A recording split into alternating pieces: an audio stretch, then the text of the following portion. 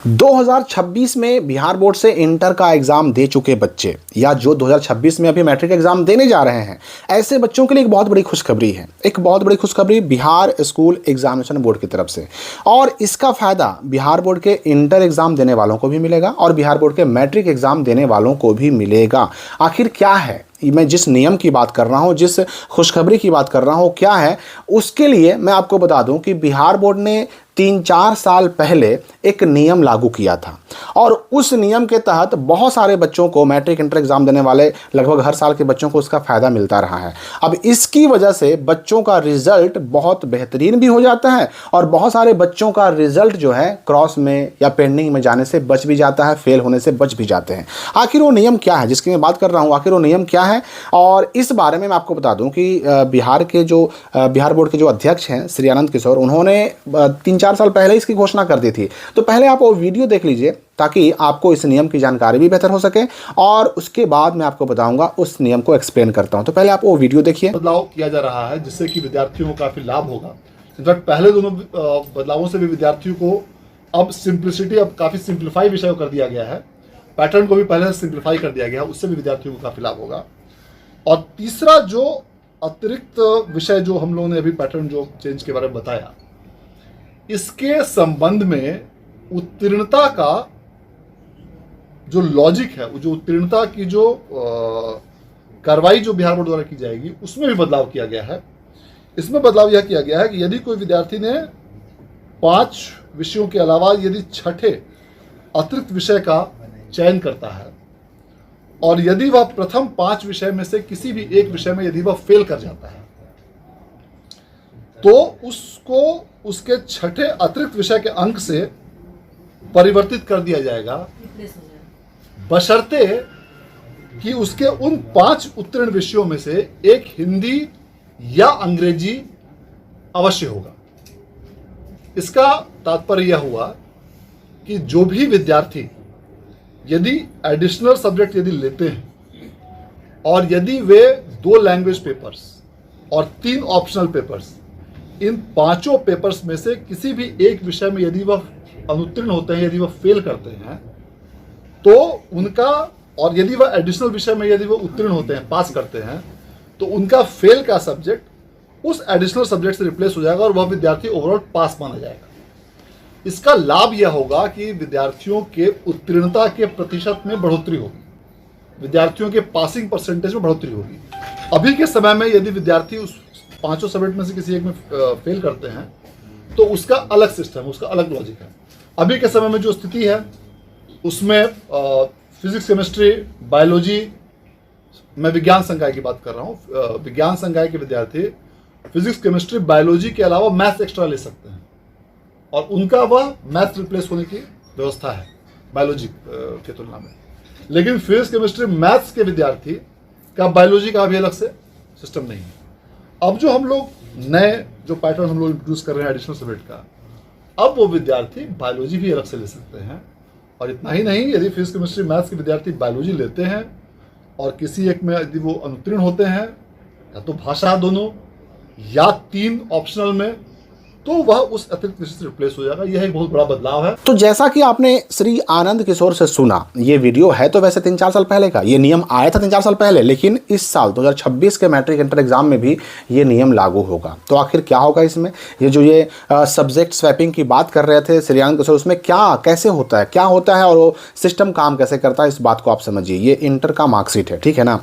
मान लेते हैं कि इंटर में किसी स्टूडेंट ने, इंटर का जो अभी एग्ज़ाम हुआ उसमें किसी स्टूडेंट ने अगर एक्स्ट्रा सब्जेक्ट लिया है, जैसे यहाँ पर इस बच्चे ने मैथ लिया है, तो इसमें 2 होते हैं लैंग्वेज सब्जेक्ट, 3 होते हैं इलेक्टिव सब्जेक्ट और 1 अगर एडिशनल लिया है तो हो गया, यानी टोटल 6 सब्जेक्ट होते हैं। लेकिन रिजल्ट जो बनता है ना, वो ये 2 लैंग्वेज और 3 इलेक्टिव, यही 5 सब्जेक्ट पर ही रिजल्ट बनता है। ये एक्स्ट्रा सब्जेक्ट जो होता है ना आपका इंटर में, इस सब्जेक्ट का आपके रिजल्ट पर कोई असर नहीं पड़ता।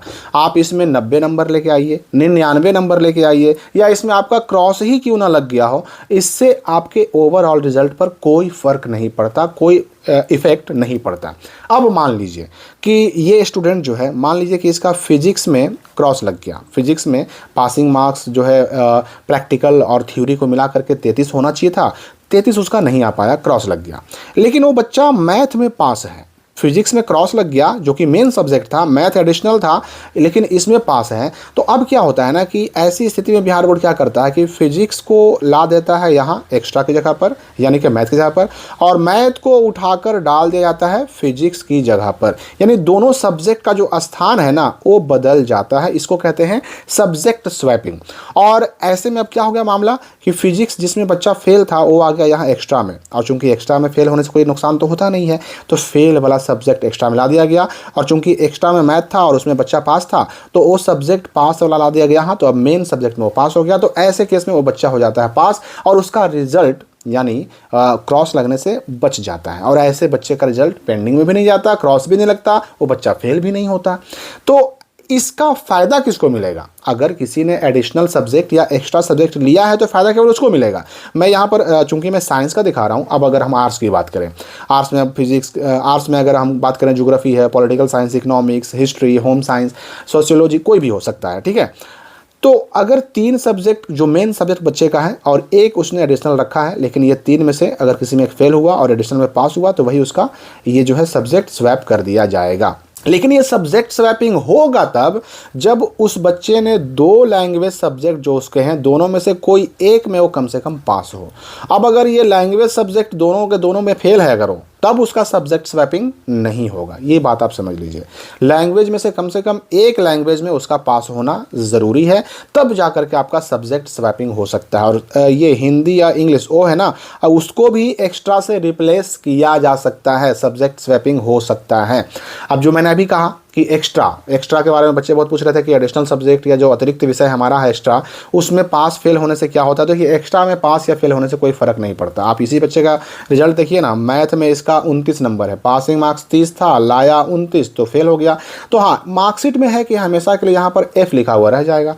लेकिन क्या इस एक्स्ट्रा में फेल होने से इस बच्चे के रिजल्ट पर फ़र्क पड़ा? बिल्कुल नहीं पड़ा। 372 नंबर भी आए, फर्स्ट डिवीज़न भी आया, और फर्स्ट डिवीज़न की वजह से इस बच्चे को, चूँकि यह मार्कशीट एक लड़की का है, तो लड़की को भाई फर्स्ट आने पर कई तरह के लाभ मिलते हैं।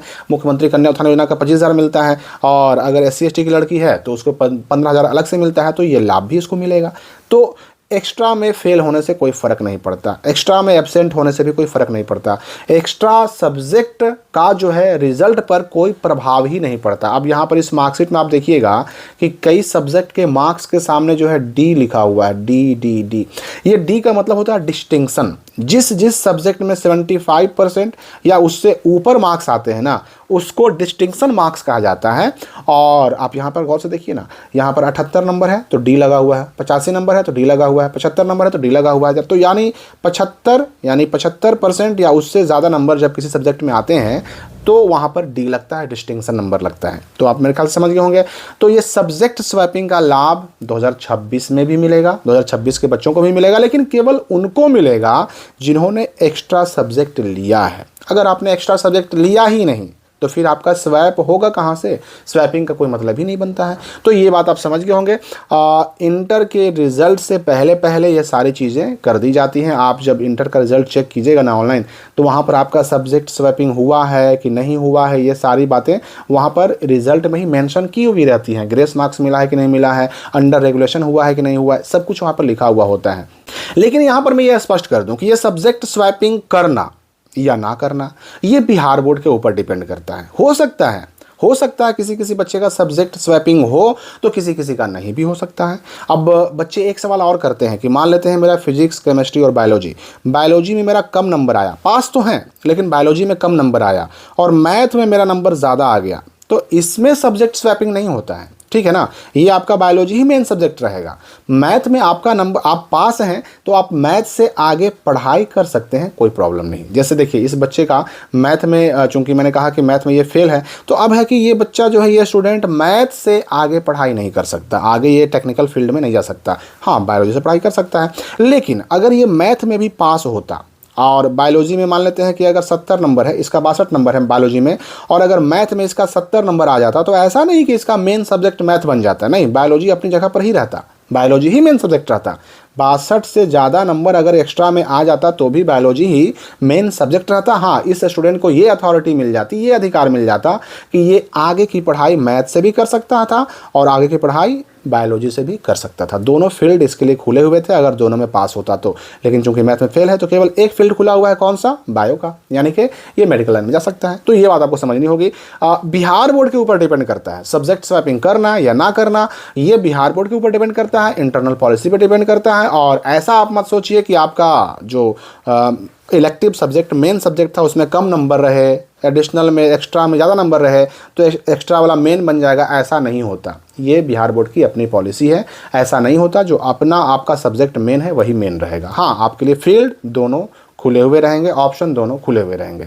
तो मेरे ख्याल से आप सारी बातें समझ गए होंगे। फिर कोई डाउट आपके मन में हो तो कमेंट में पूछ सकते हैं। हम मिलेंगे अगली वीडियो में नए अपडेट के साथ।